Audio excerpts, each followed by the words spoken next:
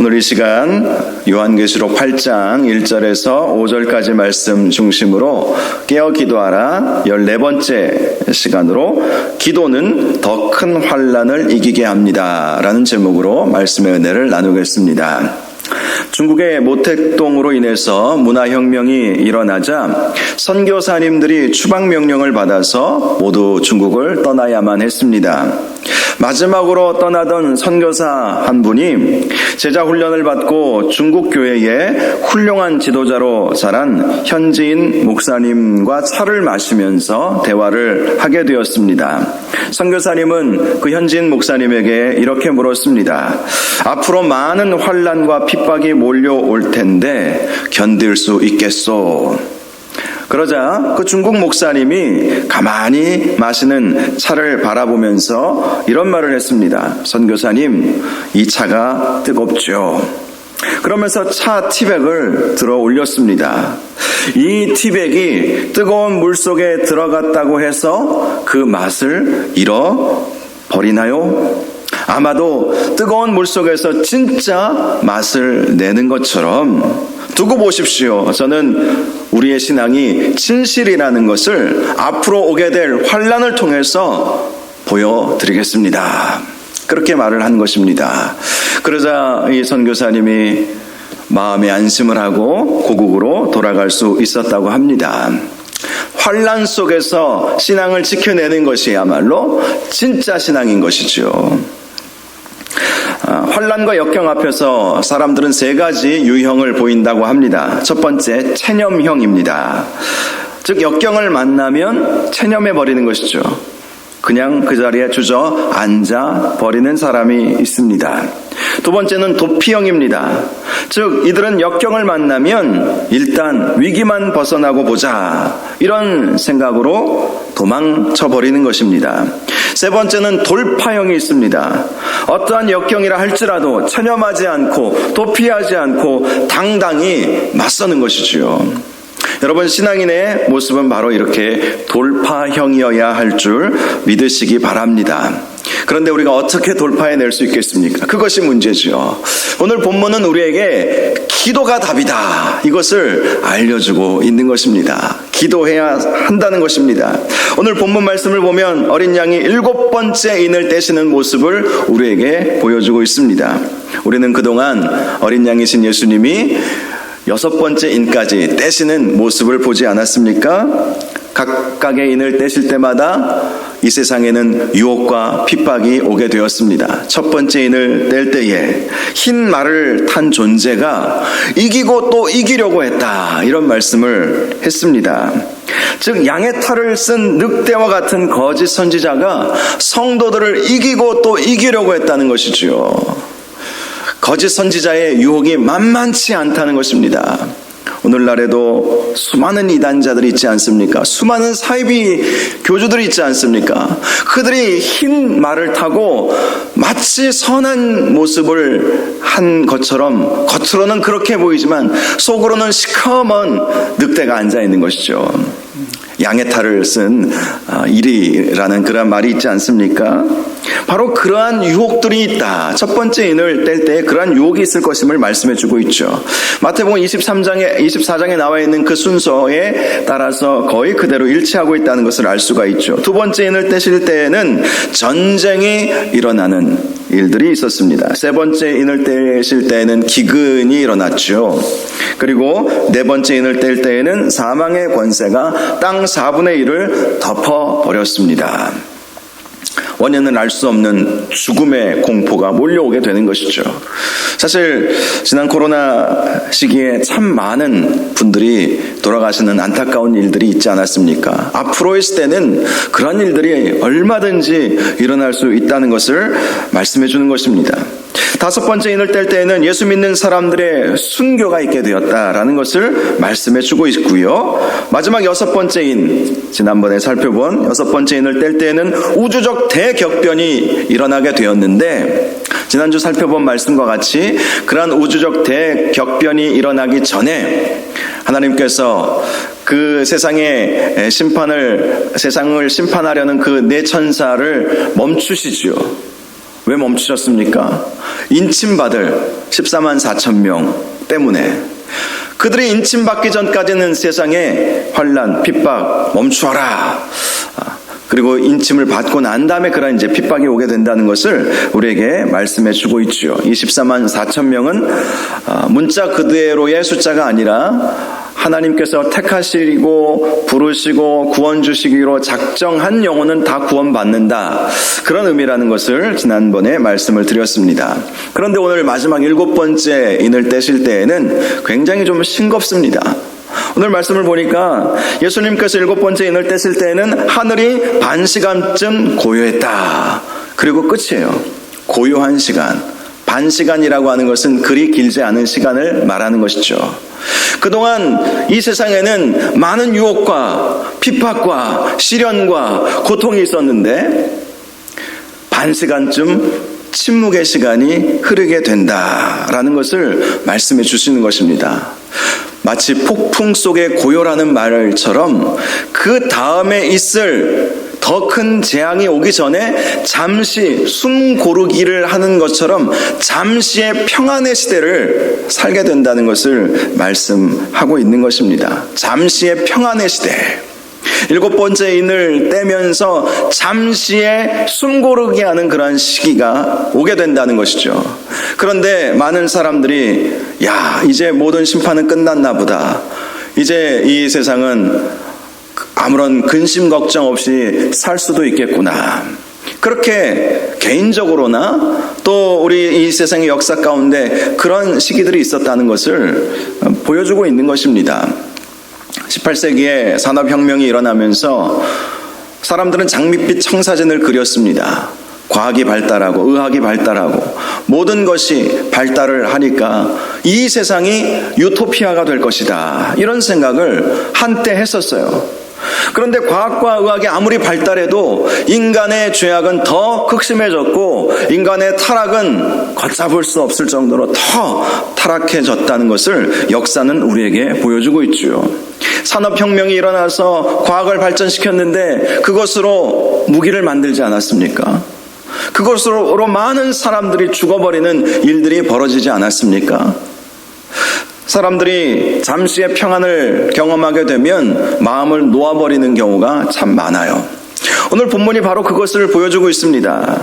오늘 본문 2절을 보면 그 다음에는 이제 7 나팔을 부는 심판이 오게 돼요. 더 큰 심판을 말하는 것입니다. 요한계시록에는 7 인의 심판, 7 나팔의 심판, 7 대접의 심판으로 구분할 수가 있죠. 그 심판은 갈수록 더 강도가 세집니다. 그러니 7 인의 심판이 끝났다고 다 끝난 것이 아니라는 거예요.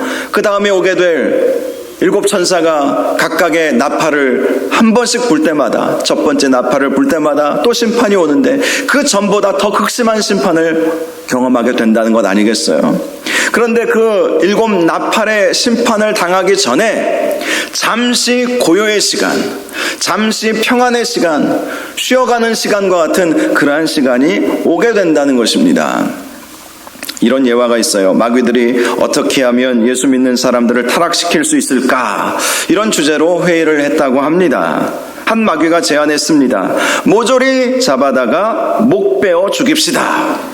그러자 의장 마귀가 반대했습니다. 순교는 교회의 씨가 되어 기독교인들은 오히려 그것을 더 영광스럽게 생각할 것이요. 그러면서 반대하는 거예요. 그러자 다른 마귀가 말했습니다. 잡아다가 죽도록 매질을 합시다. 그러자 의장 마귀는 또 다시 반대를 했습니다. 한 대 때리면 똑같은 사람이 10사람쯤으로 늘어나는 것이 그리스도인들의 특징이요. 그러면서 반대를 한 것이죠. 그러자 다른 마귀가 말합니다. 그렇다면 감옥에 쳐넣읍시다 라고 했습니다. 그러자 의장 마귀는 이번에도 그리스도인들은 감옥에 쳐넣으면 감호가 돼서 찬송하고 기도하면서 더 좋아할 것이요. 그렇게 말을 한 것입니다. 그러면서 의장 마귀는 이런 제안을 했습니다. 내 생각에 그리스도인들을 타락시키려면 잘 먹고 잘 살게 해줍시다. 내버려 둡시다. 그러자 많은 마귀들이 옳소 하면서 만장일치로 그 의견을 채택했다고 합니다. 물론 이것은 지어낸 이야기이죠. 이런 마귀와 관련된 이야기는 마틴 루터라고 하는 종교개혁자가 많이 이런 예화를 썼어요. 그가 생각하는 마귀는 로마 교황이었다고 합니다. 로마 교황을 늘 생각하면서 마귀 존재, 마귀와 같은 존재. 그래서 마틴 루터의 그 예화에는 마귀가 참 많이 등장해요. 로마 교황을 마귀로 생각하고 그렇게 예화를 만들어서 성도들을 일깨웠던 것이지요. 그렇습니다. 평온의 시기, 이 평온의 시기, 잠시 쉬어가는 시기, 큰 걱정, 근심 잠시 없는 것처럼 느껴지는 그때가 가장 큰 위기일 수가 있는 것이죠. 왜 그렇죠? 그 다음은 더 큰 심판이 기다리고 있기 때문이라는 거예요. 오늘 본문이 지금 그것을 보여주고 있어요. 7인의 심판이 다 끝나고 이제 다 된 것처럼 느껴집니다. 14만 4천 명은 이미 인침을 받았죠. 그리고 이제 더 이상의 심판은 멈춘 것처럼 느껴져요. 그런데 그 다음에 7 나팔의 심판이 대기하고 있다는 거예요. 그것을 오늘 본문이 우리에게 보여주고 있는 것입니다. 그런데 3절을 보면 사도 요한이 그러한 평온의 시기에 보게 된 장면이 하나 있었습니다. 또 다른 천사가 와서 제단 곁에 서서 금향로를 가지고 많은 향을 받았으니 이는 모든 성도의 기도와 합하여 보좌 앞 금제단에 드리고자 함이라. 자, 7 나팔의 더 큰 심판이 오기 전에 사도 요한이 가만히 보니까 어떤 천사가 금향로를 가지고 있는데 그 금향로 안에는 많은 향이 들어있었어요.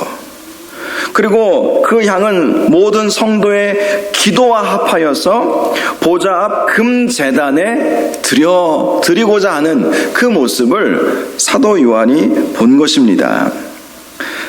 이 금제단은 하나님께 제사를 드릴 때 향을 태우는 그 향단을 말하는 것이죠. 그렇습니다. 이 향이 담긴 금대접에 향이 담긴 그것을 사도 요한이 보았는데 그것이 기도와 합하여졌다. 이것을 지금 본 거예요. 또 4절을 보면 향연이 성도의 기도와 함께 천사의 손으로부터 하나님 앞으로 올라가는 것을 사도 요한이 본 것입니다.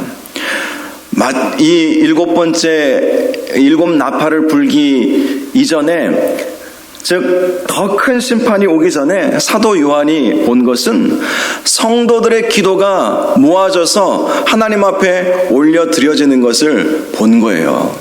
성도들이 하나님 앞에 간절히 기도하고 있는 그 모습을 본 것입니다. 평안의 시기에 어떤 사람들은 기도하지 않고 룰루랄라 때가 너무 좋다, 날도 좋고 바람도 선선하고 큰 문제도 없고 핍박도 없고 뭐 기근도 없고 뭐 얼마나 좋습니까? 잘 살면 잘 살수록 사실 선진국가들이 신앙생활 이전처럼 막 열심히 하는 모습 드물지 않습니까? 우리나라도 그렇잖아요. 옛날에 먹고 살기 힘들었을 때는 기도 안 하면 굶어 죽으니까 죽어라 기도했죠. 그런데 오늘날 우리 시대는 어떻습니까? 그렇게 옛날만큼 힘들고 어렵지는 않지 않습니까? 그러다 보니까 기도를 안 하는 거예요. 그런데 그 중에서도 계속해서 기도하는 사람들이 있었다는 거예요. 기도하는 사람들이 그 기도를 천사가 모아서 하나님 앞에 향기로운 제물로 지금 올려드리고 있는 것을 사도 요한이 보았던 것입니다. 이 말씀은 우리에게 정말 중요한 교훈을 주는 말씀이죠. 앞으로 오게 될 그 환난, 더 큰 환난을 우리가 준비하는 것이 바로 기도하는 것이다. 기도로 환난을 준비해야 된다. 기도해야 그 환난을 이겨낼 수 있기 때문 아니겠습니까? 기도해야 한다는 거예요. 사실 우리가 지금 살펴보고 있는 이 요한계시록의 여러 환난들은 시간적인 순서대로 이렇게 이루어지는 것은 아닙니다. 이것은 굉장히 상징적인 의미들을 우리에게 보여주고 있는 것이죠. 심판은 계속해서 더 거세어질 것이고 악한 마귀는 계속해서 우리를 집요하게 공격할 것이고 이 세상은 갈수록 타락해질 것이고 사실 성경은 이 세상이 정말 잘 될 거라는 말씀을 안 해주세요. 주님 다시 오시기 전까지는 세상은 좋아지지 않습니다. 좋아지기를 원하는 마음을 우리는 가지고 있죠. 그래서 우리 나름대로의 역할을 감당해야 하는 것은 분명하지만 성경은 이 세상이 좋아지지 않는다고 분명히 말씀하고 있어요. 주님 다시 오실 때까지. 주님이 다시 오셔야 새 하늘 새 땅이 이루어지는 것이지 그 전까지는 너무 악한 세상이 될 것이고 사람들의 마음의 사랑이 다 식어져 버릴 것이고 성도들이라 할지라도 악한 마귀의 유혹에 넘어가서 믿음 다 잃어버리는 일들도 있게 될 것임을 말씀해 주는 것 아니겠습니까? 그런데 그런 상황 속에서 앞으로 우리에게 오게 될 그 환난, 그 핍박, 그 유혹을 어떻게 이길 수 있느냐? 기도해야 이길 수 있다. 일곱 나팔의 심판이 오기 전에 기도하는 성도들이 있었다는 것을 보여주면서 기도해야 앞으로 오게 될 그 심판, 그 환난, 그 어려움들을 이겨낼 수 있다는 것을 우리에게 보여주고 있는 것입니다. 그래서 5절에 이렇게 말씀하죠. 천사가 향로를 가지고 제단에 불을 담아다가 땅에 쏟음에 우레와 음성과 번개와 지진이 나더라. 드디어 성도의 기도가 하나님 앞에 올려 드려지니까 이 세상에 본격적인 더 극심한 심판들이 오게 되었다라는 것입니다. 그러나 기도한 성도들은 하나님께서 보호하여 주시는 것이죠. 그것을 오늘 본문이 우리에게 보여주고 있는 것입니다. 우리의 기도는 우리를 지키는 기도이고 우리의 영이 살아나게 하는 것이며 하나님과 동행하는 길이며 하나님의 뜻을 이루어드리는 것이고 영적으로 더 강한 사람이 되도록 만드는 것임을 우리에게 말씀해 주고 있는 것입니다. 앞으로의 시대는 결코 더 좋아지지는 않을 거예요. 어찌 보면 암울한 느낌을 가질 수밖에 없지만 그래서 우리가 더 기도로 준비하고 기도로 승리해야 하는 것입니다. 저와 여러분이 더 열심히 기도에 힘을 내셔서 우리의 기도는 그냥 땅에 떨어지지 않아요. 우리의 기도는 하나님께서 받으실 만한 향기로운 제물이 되는 거예요. 너무나도 귀한 제물, 그것을 이 3절에 이렇게 표현한 것 아니겠습니까? 금 향로를 가지고 많은 향을 받았으니 이는 모든 성도의 기도와 합하여 보좌 앞 금제단에 드리고자 함이라. 너무나도 귀한 기도라는 것입니다. 우리가 드리는 기도는 하나님께서 보시기에 너무나도 귀한 기도라는 사실을 꼭 기억하시고 이 세상에서 우리가 기도로 승리하며 기도로 핍박을 이겨내며 또 기도로 그 어떤 어려움이 와도 이겨내는 그런 저와 여러분들이 될 수 있기를 주님의 이름으로 축원합니다. 이 시간 우리 말씀 생각하면서 함께 기도하기를 원합니다. 하나님, 참으로 우리가 기도가 중요하다는 사실을 잘 알고 있지만 기도가 연약하고 기도에 대해서 간절한 마음을 갖지 못할 때도 있습니다. 하나님, 이러한 우리를 용서하여 주시옵시고 우리 연약함을 도우시는 하나님께서 우리의 기도도 도와주신다고 하셨사오니 하나님, 우리를 도우시고 인도하여 주셔서 우리가 기도의 사람 되게 하여 주시옵소서. 우리의 기도는 향기로운 제물이 되는 기도인 줄로 믿습니다. 또 우리의 기도는 앞으로 오게 될 그 어떠한 핍박과 유혹도 이겨낼 힘이 되는 기도인 줄로 믿사오니 하나님, 기도를 통해서 우리가 믿음으로 굳게 설 수 있도록 인도하여 주시옵소서. 우리의 이런 제목으로 주여 한번 부르짖고 기도하겠습니다. 주여.